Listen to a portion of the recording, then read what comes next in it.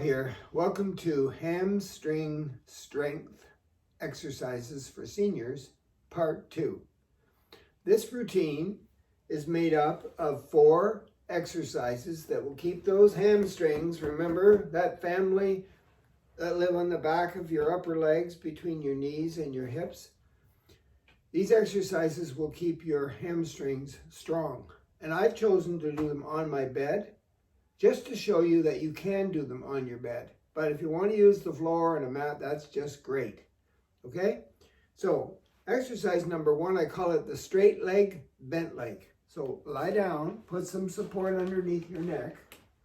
Get one leg bent with the foot flat, the other one straight, and flex the foot and put it on the ground or the bed. And just relax, and then when you're ready, slowly lift your straight leg up so that the knees are together. And when you get there, count 3, 2, 1, and then lower it down, keeping the foot flexed the whole time. Ready? Let's try it again. This time when I do it, I'm going to squeeze my bum muscles at the same time. Up I go. When I get my knees together, 3, 2, 1. That's it. Squeeze those bum muscles. Maybe I'll take a deep breath and exhale as I lift my leg this time. So here I go. I breathe in through my nose and exhale.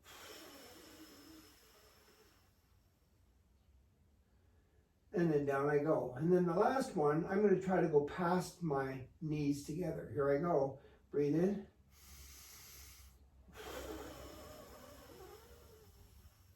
As long as my leg is straight and the foot is flexed, I can slowly lower it. Good. The straight leg, bent leg, let's try it on the other side. So bend that leg, put the foot flat, straighten this one, flex the foot. That means point your toe to your nose. Place it on the bed or the floor, and when you're ready, lift it up slowly until the knees are lined up, and hold it there. Maybe squeezing your butt muscles, your bum muscles. Maybe counting to 3 and then lower it down. Maybe take a deep breath in. Up we go. And then down. Try it one more time.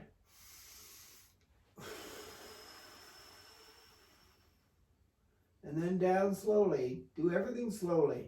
This time I'm going to try to raise the legs so that it goes up past the knees together. See how high I can get it. Keep this leg bent and the foot flat for support.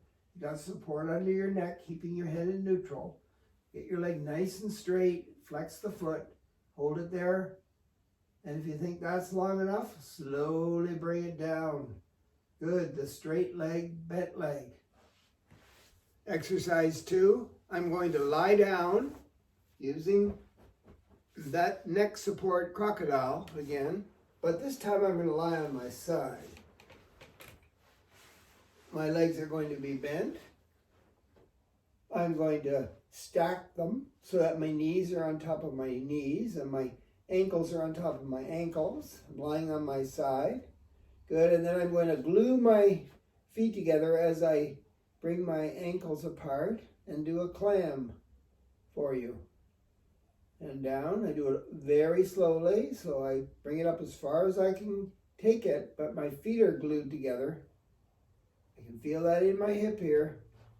And there are muscles on the inside and the outside of my thighs, all working for my hamstrings.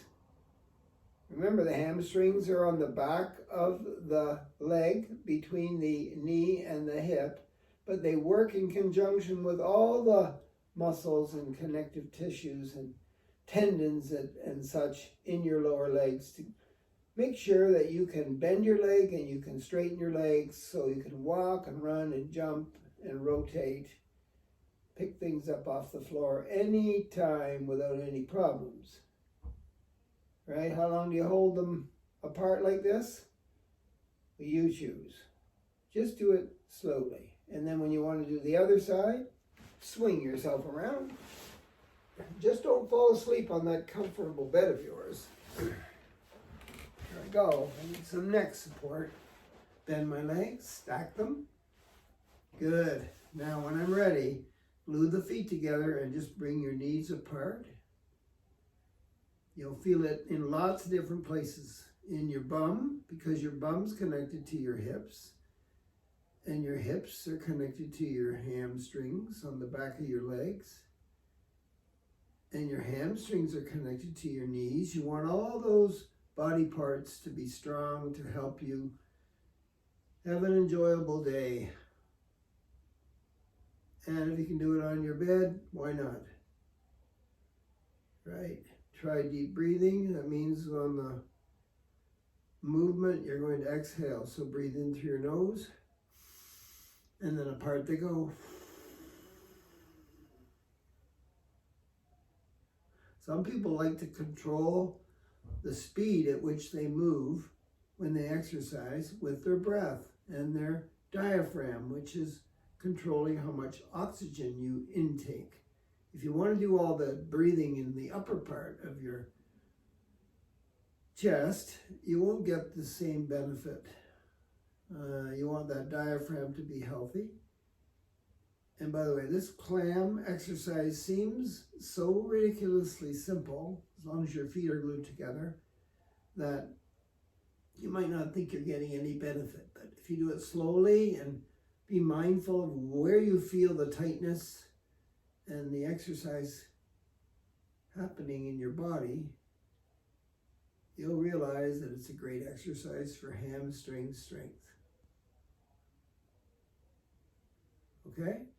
Exercise number 3, it's a side plank with a leg lift.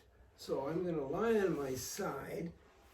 You can rest on your arm as long as your elbow is below your shoulder.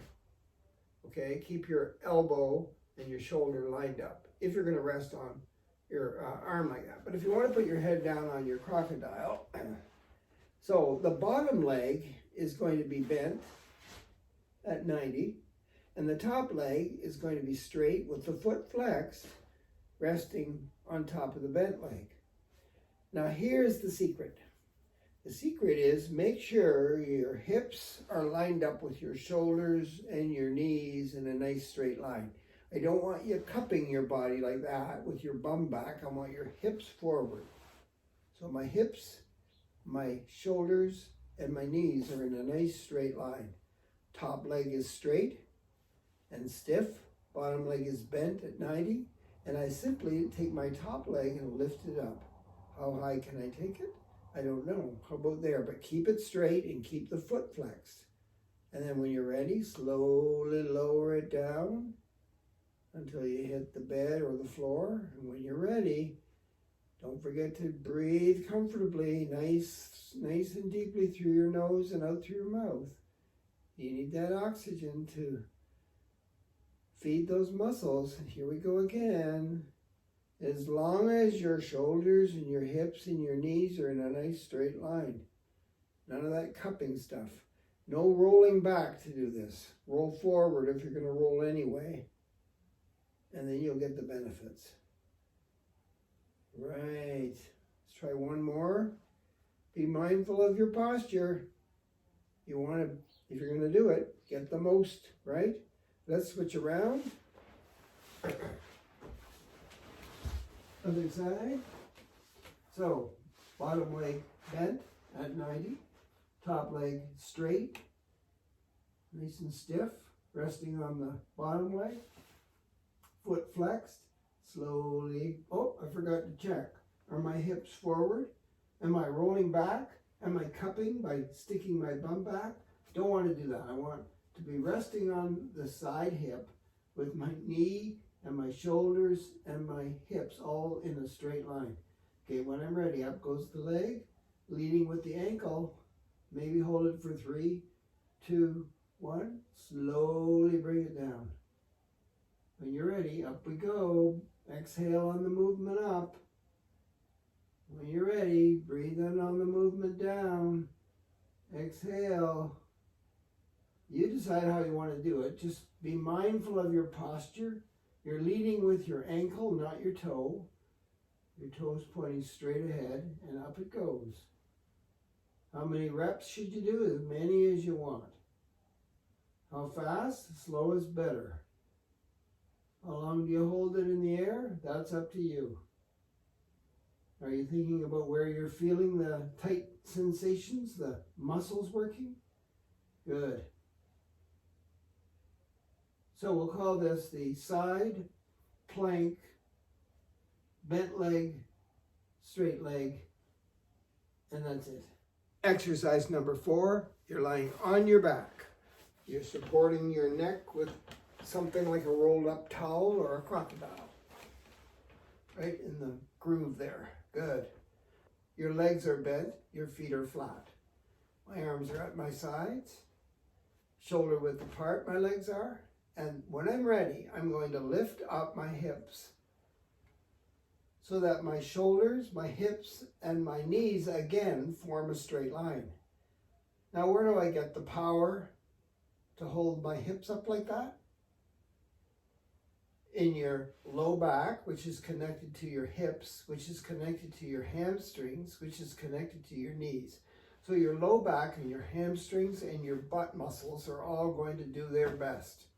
Okay, make sure your feet are flat and well planted. When you lift up, I like to try to squeeze my butt muscles. Sometimes I put my hands under and I push my butt up to get everything from the knee and the hip and the shoulder in a straight line. And then I slowly bring it down. When you get good at this, you might not have to push your butt up, but keep your butt muscles tense and nice and firm, okay? So I could take a deep breath in through my nose right here, and then exhale by lifting my hips up like that. When I exhale, I suck my belly button in. Lots to think about, but this is a bridge. And if you think that's way too easy, Robert or Bob, maybe you might want to try it with your feet out a little bit more. Still flat, but out a little bit more, making the lever here a little longer, and then push up, and you'll feel it in your hamstrings even more. And down. Some people even advance to one leg. Not me. I'm just at the beginning here. If I want to torture myself a little bit, I bring my feet out a little bit more. Well, it's not torture, but you know what I mean. Okay? It's all for the benefit of those strong hamstrings that you need. How many should you do? As many bridges as you want. When should you do them? Whenever you want.